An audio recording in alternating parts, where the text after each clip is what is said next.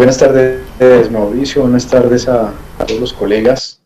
Bueno, muchas gracias por la invitación. Creo que escuchándolos a ustedes, pues compartimos varios de las reflexiones que están haciendo.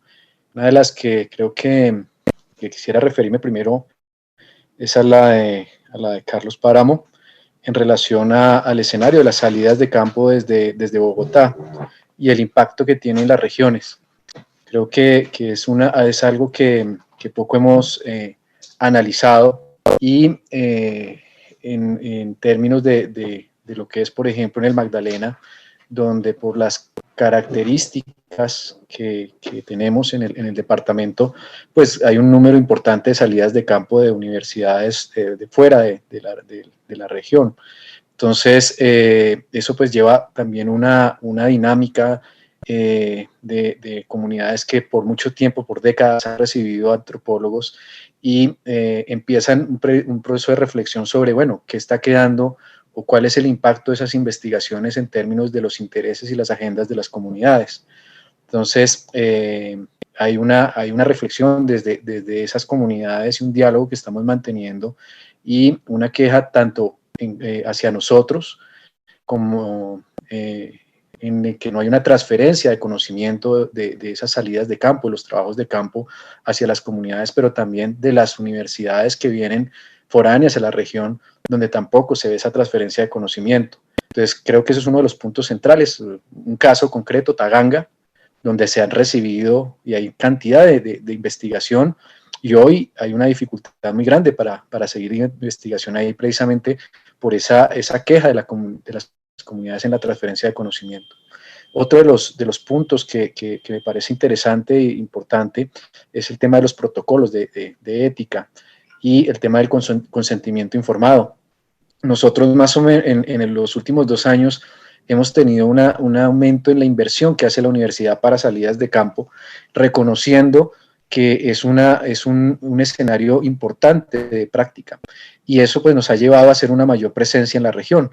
Sin embargo, creemos que es necesario tener muy claro cuáles son los objetivos de esas salidas de campo, cómo se están definiendo, que no sean solo unos objetivos que son particulares a unos docentes o unas investigaciones, sino que también sean transversales al programa. Entonces, desde ahí creo que digamos, es muy importante para nosotros. Estamos trabajando precisamente en algunas actividades precisamente para poder recopilar esa información y poder tener un panorama más claro de, bueno, cuál es ese impacto que estamos teniendo de salidas de campo. Otro de los elementos que me parece interesante que reflexionaban ustedes tiene que ver con ya trabajos de campo individual y es cuál es el impacto que esos trabajos de campo tienen en términos, uno, pues obviamente de la imagen del programa y de la universidad, y dos, siendo un departamento tan golpeado por la violencia, hay una preocupación que ha empezado a surgirnos y es que muchos de estos trabajos que se hacen no se hacen en el marco ya digamos, de una modalidad de grado, como la llamamos nosotros, sino son ejercicios de algunas asignaturas. Y eso puede llevar a la revictimización en el territorio. Entonces tenemos ejercicios ya de estudiantes que por su propia cuenta a una universidad presentándose como miembros precisamente de nuestro programa, van a algunas comunidades que han sido víctimas de masacres, de todo este tema de violencia, y vemos que básicamente no hay un tratamiento ético de esa información que pretenden recolectar. Eso nos está llevando a nosotros a pensar en regular esas participaciones, esas actuaciones de nuestros estudiantes en las comunidades, porque empezamos a tener quejas en el sentido de, bueno, ¿para qué estamos haciendo esto? ¿Por qué alguien viene y pregunta sobre algo que es un hecho que para la comunidad es trascendental y no hay un adecuado tratamiento? Entonces, creo que es otro de los elementos que nosotros estamos manejando en este momento y que estamos trabajando con un grupo de profesores mirando cómo podemos reorganizar precisamente esas acciones. Otro de los temas que creo yo que es importante es empezar a reconocer nosotros que las comunidades tienen unas agendas y que esas agendas pues obviamente imponen unas necesidades, y las comunidades en este momento, algunas, por ejemplo, nosotros tenemos diálogo constante con comunidades arhuacas, Ocogis, Cancuamos y Wiwa, nos están planteando qué es lo que ellos esperan de las salidas de campo, ¿sí? Entonces hay también aquí la necesidad de nosotros reconocer precisamente cuáles son esas agendas, esos intereses, cómo nosotros podemos a través de las salidas de campo contribuir no solo en la producción de información, sino también, por ejemplo, en el bienestar de las comunidades. Cuando nosotros movilizamos 40, 50 personas, tiene un impacto en las comunidades que va más allá de la investigación, por ejemplo, en términos económicos. Y hay unos procesos de negociación que hay internos en las comunidades que nosotros no reconocemos cuando hacemos salidas de campo y pueden generar tensión al interior de esas comunidades.